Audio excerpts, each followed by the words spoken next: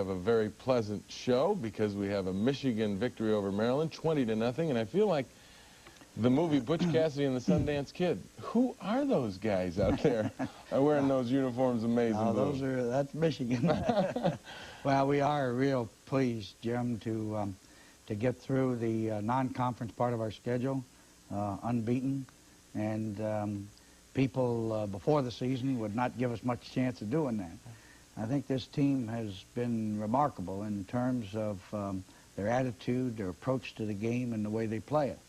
But we still have to get a little bit better. Yeah, I know. A lot of people are asking me, well, just how good is Michigan? And I say, well, you know, they must be better than a lot of us thought at the beginning of the season. What about the head coach? How good are they?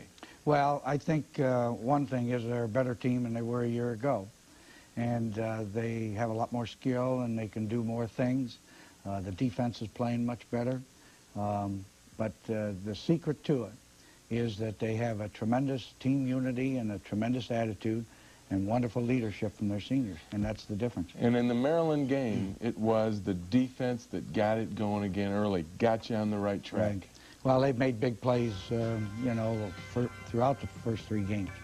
Here is, they took the ball here in the first period and went back to pass, and here's a great sack by Mark Mesner, a fine sophomore defensive tackle. And you can see the enthusiasm of the Michigan defense. They have a lot of pride and they play very well together. So we get the ball back at about midfield and Jim goes back to pass and takes off running, gets inside the 40-yard line, and we're getting down into position here now where we can score. And you felt this was the toughest defense you were going to face in these 3 non-conference games too. It was. There isn't any question about it. It's a very, very tough defense. Come out with a delayed pass to Eric Caddis, who had a great game for us, Jim. Probably his finest game at Michigan. Which got us a first down. On the 3rd and 1, we go for it, and unfortunately, they blitzed a couple of linebackers and beat our guys and stopped us, and forced us to go to the field goal. Mike Gillette kicked it through, and we lead the game 3-0 in the first period. Did you have a feeling going to the tight end was going to happen against this team? No, you never really know. But here, Maryland gets the ball back and starts to move, and they've got a tremendous running attack. They've got great backs and a big, big offensive line. Here we're blitzing from the backside, and he rolls out the other way, hits our tight end inside the 30 for a first down. Did you ever imagine a shutout, though, with the way the defense is playing against this team? Not against this team. I never, not in your fondest dreams would you imagine that you'd shut them out. But, you know, I'll never hold anything back on this defense. They may do anything. But here they're down in there close now, and they pitch the ball to Bodanik, the big fullback, and he gets stopped and forced him to go to the field goal, and he dubbed it and missed it, which really helped because, you know, they could have tied the score very easily there. And that had to pick you up emotionally, son. Right, and that sure helped. Trap play up the middle with Bob Perriman, the big fullback, getting good yardage as soon as we got the ball back at the 20. Here's a 3rd and 1 situation. We fake in to get the first down, go back to pass, and here Eric Caddis down the middle all alone. This is a big play. You surprised a few people besides Maryland on that one, too. Well, you know, if a defense is going to give you something like that, you better take it. And we felt that he'd be open, and he was. Here on a 3rd and 2 option play, Jim does a great job here because we didn't block it very well, and really they had a defense by veering out into the play. Here is a naked bootleg. He has no blockers out in front of him and fakes the sweep the other way. Comes back to Caddis, who's wide open for the touchdown, and we lead 10-0 at halftime. Did you know that was going to happen again, the tight end being open in those goal line situations? Well, you always take a chance when you bootleg naked. Well, when I say naked, Jim, I mean that there are no blockers out in front of him. This is a G-rated show, no problem about it. But he faked the sweep the other way, came back, Caddis blocked down, came out to the flat, and was wide open. Well, it was 10-0 at halftime, and it got even better in the second half. So don't go away. We'll be back with the second half highlights right after we pause for these words.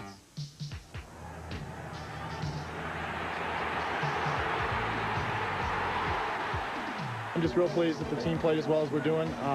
We came in the game underranked. People are going to start respecting Michigan now. We've beaten 3 highly ranked teams. We're going to be ready for the conference.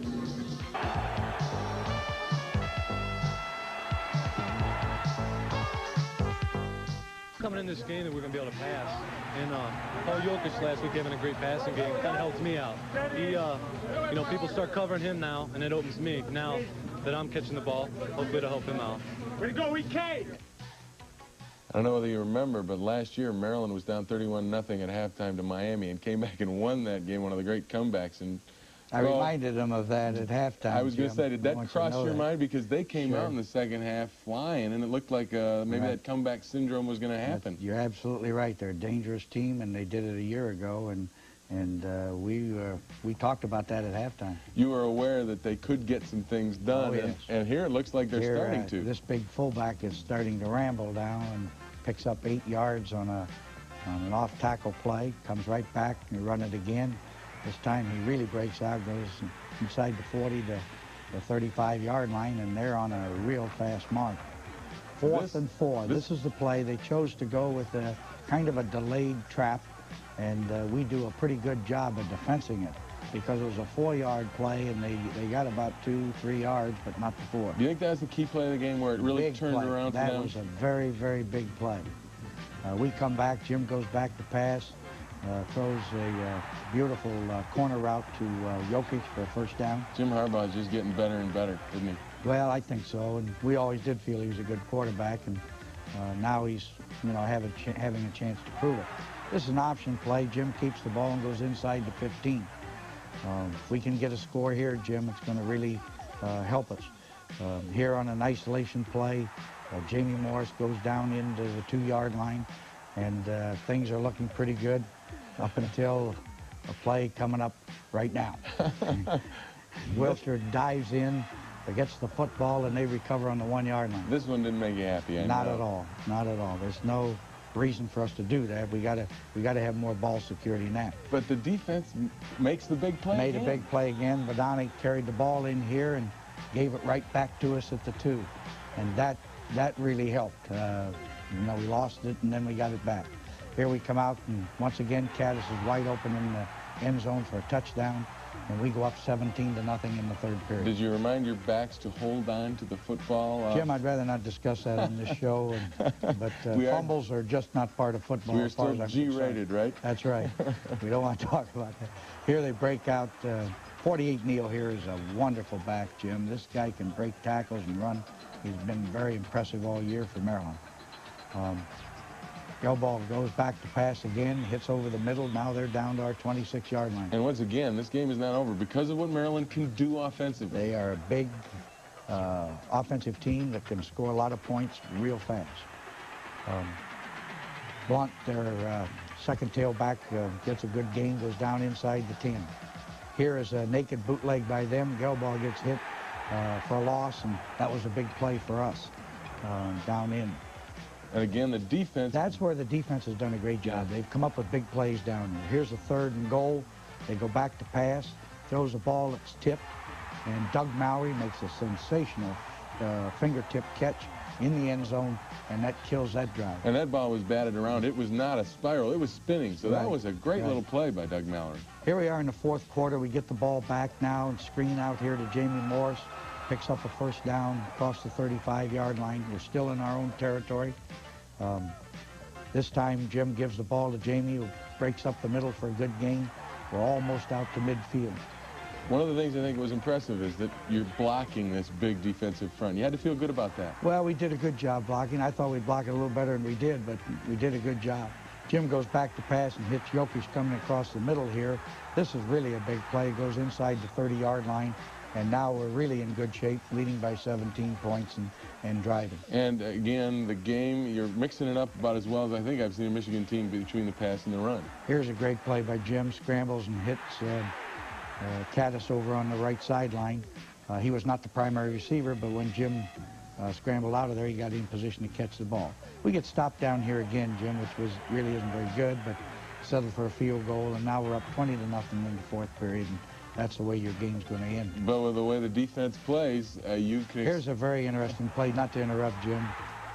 Here we get a great sack by Hammerstein. Mike Reinhold intercepts the ball, darn if he doesn't trip over Hammerstein, or he might have run for a touchdown. But that was a great play by Hammerstein. Of course, Reinhold is pleased to have his first interception. Well, it was a 20-0 victory, Michigan over Maryland. Big, big win for you. 3-0 after the non-conference schedule. Maybe the only thing bad about it was that you had 2 offensive guards hurt. Yeah, Jim, and we, at this particular time, we don't know exactly what their status is going to be. Mike Kusar, fine sophomore guard, had a serious arm injury. Fortunately, X-ray showed it wasn't broken. And that's good because we may get him back soon. But Mark Hammerstein has a knee injury. I don't think we'll have him back real quickly. I just hope that it's not serious enough to keep him out for the season because he's been playing great football for us and we need him back in that offensive line. Michigan's been playing great football all season long, but coming up is now the Big Ten schedule, and that's when things get a little different. Stay with us. We've got a preview of all the big guys in the Big Ten, so don't go away.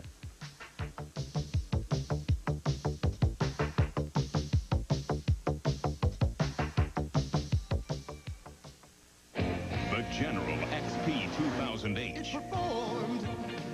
It used to be said that the Big Ten was a 3-yard and cloud of dust offensive conference. Well, what used to be just ain't anymore, and 1985 is a classic example. In other words, Michigan will see more passing attacks in the conference schedule than they've ever seen before, and they'll see better quarterbacks from top to bottom than ever before, starting with Iowa's Chuck Long.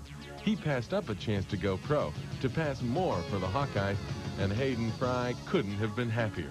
At Illinois, Jack Trudeau returns to lead the Fighting Illini's aerial circus. He completed 65% of his passes last year and is expected to be better this year. Purdue has had a history of great throwers, and this year is no different. Jim Everett fits right in with the names of Greasy, Dawson, Phipps, Danielson, and Herman. And there's more. Indiana's Steve Bradley may not get the notoriety, but he threw for better than 2,500 yards last year. And maybe the most dangerous double threat in the conference is a sophomore out of Minnesota, Ricky Foggy. And not only can he hurt you through the air, but if he gets loose in the open field on the Lou Holtz option attack, he's as dangerous as a top-flight running back. And speaking of running backs, the Big Ten has their share of great ones once again, starting at Ohio State with the outstanding Keith Byers. Not far behind Byers is Thomas Rooks at Illinois, another big back with speed. Ronnie Harmon of Iowa is a double threat as a runner and receiver, and with Long, one of the main reasons Iowa is picked so highly in the national rankings. Not far behind those big names is Ray Wallace of Purdue. If Everett doesn't throw, Wallace can get it done on the ground, and at Michigan State, sophomore tailback Lorenzo White will turn a few heads. Complementing those people is a group of Big Ten receivers that anyone on the West Coast would love to have, starting with David Williams of Illinois. Bill Happel gives Chuck Long an outstanding target at Iowa if he can't find Harmon. And if you want to go deep, nobody does it much better than Michigan State's Mark Ingram, who averaged better than 22 yards a catch last season. And if that's not enough, Purdue's Steve Griffin caught passes for better than 1,000 yards last year, and he's back for more. At Ohio State, one of the powers that used to rule on the ground, a tandem of Mike Lanise and Chris Carter, give them a terrific 1-2 punch through the air that the Buckeyes will try and exploit. So it's clear the Big Ten has joined the Air Corps. But over the years, one thing has not changed in the Big Ten Conference, and that is, without a solid defense, you don't go to Pasadena on New Year's Day. And maybe the toughest of the bunch is Iowa's All-American linebacker Larry Station. The Hawkeye defense is hurt through graduation, but with Station in the middle, they'll still be very tough. Peter Najarian hasn't had much to crow about as a Golden Gopher during his career, but he's back again for Minnesota, and opponents always remember him. And at Ohio State, the defense is still a rallying cry, and with Pepper Johnson teamed alongside Chris Spielman, the Buckeyes will have plenty to rally around. Up front on defense, the Big Ten continues to produce, and Purdue's Brad Horner produces a lot of sacks. Rick Graff of Wisconsin is a solid player who will speed the rebuilding process of the Badgers. Illinois has a reputation on offense, but Guy Tiefetiller makes sure opponents don't forget that the Illini can also play tough defense. And if it's a quick defensive end you're wondering about, how about Kelly Quinn of Michigan State? He had 15 tackles for losses last year and expects more this year. If it happens that the quarterback avoids linebackers and linemen and actually gets a pass off, the Big Ten is loaded with people ready to pick them off, like Purdue's Rod Woodson, who intercepted 3 aerials last year and returned them for better than a 20-yard average. Phil Parker at Michigan State is another one you don't want to throw it around, or he may wind up with it instead of the intended receiver. Iowa has Devon Mitchell. He led the entire conference with 5 thefts, and he returned those for better than 100 yards. No question, it's an outstanding conference from top to bottom on both sides of the ball.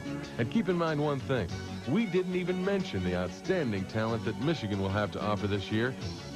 What used to be the Big 2 and Little 8 really is the Big 10 in 1985.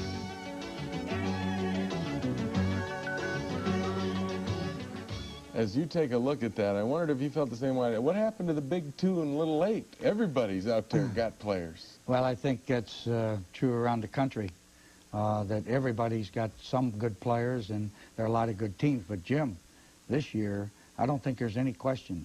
The toughest conference in the nation today is the Big Ten. You can look at their non-conference schedule. Better than 80% of the non-conference games played by Big Ten teams have been won by Big Ten teams. Indiana, the big surprise, at 3-0. Well, you take Indiana, Minnesota, Michigan State, Wisconsin, Northwestern's won a couple of games. Purdue now is definitely in the race with the way Jim Everett's throwing. And, of course, Iowa and Ohio State are probably still the favorites. You forgot to mention Michigan. Where do you guys fit in there? We're in there, but we're talking about the people we play, not talking about ourselves. Okay. But it is a tremendously well-balanced conference. The next 8 weeks, you can count on upsets in the Big Ten, because they're going to happen. There are too many good teams, and when they play one another, if there are a few mistakes here and there, look out. Well, we've got the Big Ten opener for the Michigan Wolverines coming up next week. It's not easy. It's Wisconsin. We'll be back with the scouting report in just a minute. Throughout the first 3 games, here is they took the ball here in the first period and went back to pass, and here's a great sack by Mark Mesner, a fine sophomore defensive tackle. And you can see the enthusiasm of the Michigan defense. They have a lot of pride, and they play very well together. So we get the ball back at about midfield, and Jim goes back to pass and takes off running, gets inside the 40-yard line, and we're getting down into position here now where we can score. And you felt this was the toughest defense you were going to face in these 3 non-conference games, too? It was. There isn't any question about it. It's a very, very tough defense. Come out with a delay pass to Eric Caddis, who had a great game for us, Jim. Probably his finest game at Michigan, which got us a first down. On the 3rd and 1, we go for it, and unfortunately, they blitzed a couple of linebackers and beat our guys and stopped it, and forced us to go to the field goal. Mike Gillette kicked it through to get through the non-conference part of our schedule, unbeaten, and people before the season would not give us much chance of doing that. I think this team has been remarkable in terms of their attitude, their approach to the game, and the way they play it. But we still have to get a little bit better. Yeah, I know. A lot of people are asking me, well, just how good is Michigan? And I say, well, you know, they must be better than a lot of us thought at the beginning of the season. What about the head coach? How good are they? Well, I think one thing is they're a better team than they were a year ago. And they have a lot more skill, and they can do more things. The defense is playing much better. But the secret to it is that they have a tremendous team unity and a tremendous attitude and wonderful leadership from their seniors, and that's the difference. And in the Maryland game, it was the defense that got it going again early, got you on the right track. Right. Well, they've made big plays, you know, for...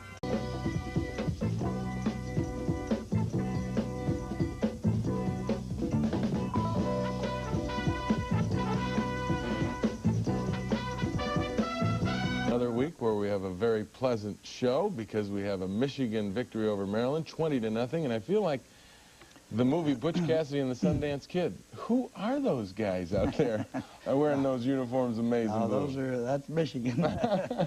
Well, we are real pleased, Jim.